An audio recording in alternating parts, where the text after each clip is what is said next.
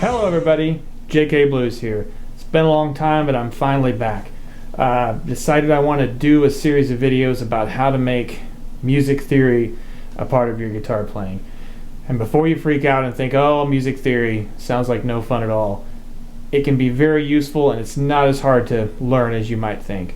I think when you know a little bit about it, especially intervals and other things of that nature, it's going to make your guitar playing better no matter whether you're playing blues, soul, funk, rock, even metal. So the first thing that I want to talk about is the names of the notes in the musical scale. And some of you may already know, some of you may not. There are 7 notes available, that's 7, in the musical scale: A, B, C, D, E, F, and G. And we start back over after that.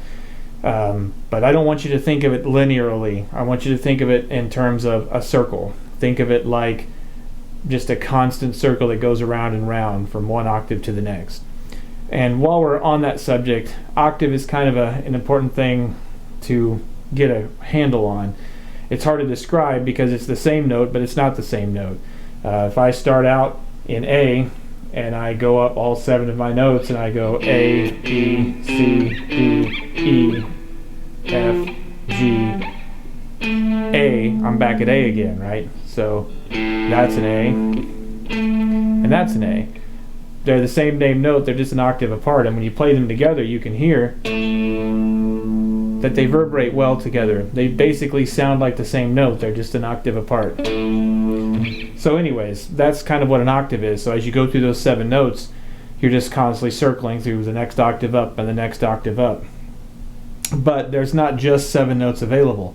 There's actually 12, because in between those 7 notes, some of them, there are additional notes. And I like to think of it like a clock face. There are 12 notes. And if we put A at 12 and we work our way all the way around, you will see that in between some of those notes there are additional notes. In between A and B, in between C and D, in between F and G, and in between G and A.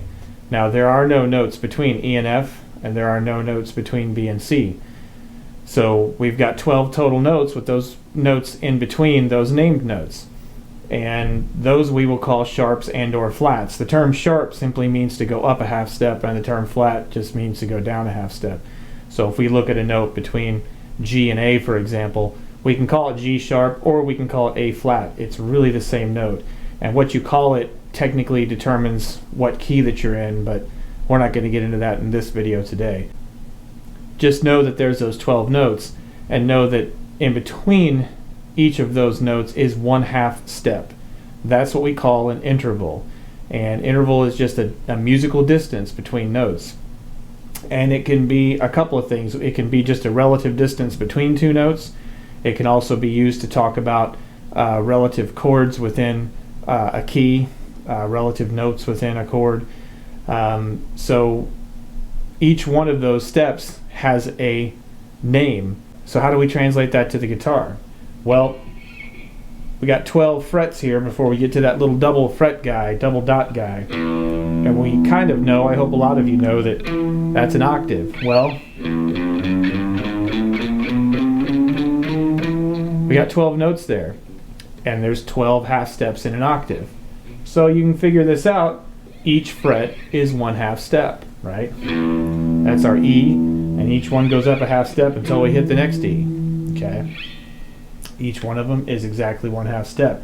And if we know the names of the strings when they're open, which from low to high are E, A, D, G, B, and E, and we know that each step is a half step, and we know our little clock face circle, which notes have notes in between and which ones don't, we can figure out the name of the note of every fret on this guitar if we take the time to do it.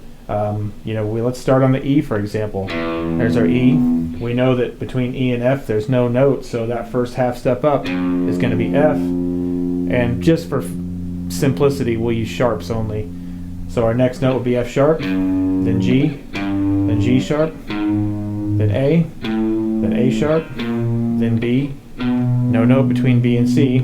So there's our C, C sharp, D, D sharp, and E. Okay, so you should be able to. In fact, that's my homework for you. Sit down and learn every note on the fretboard.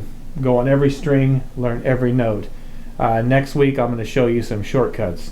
But the last thing I want to talk about in this video before we close things out is the concept of the names of the intervals.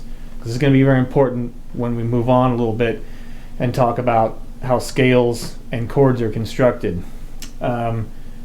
Every interval has a name, and if we'll just start on a G here, for example. Okay, doesn't really matter.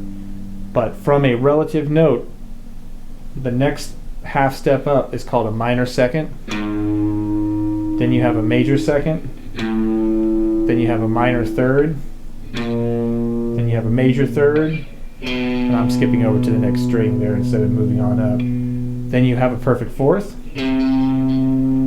Then this next note can either be an augmented fourth or a diminished fifth. Think of it kind of like a flat or sharp between these two notes.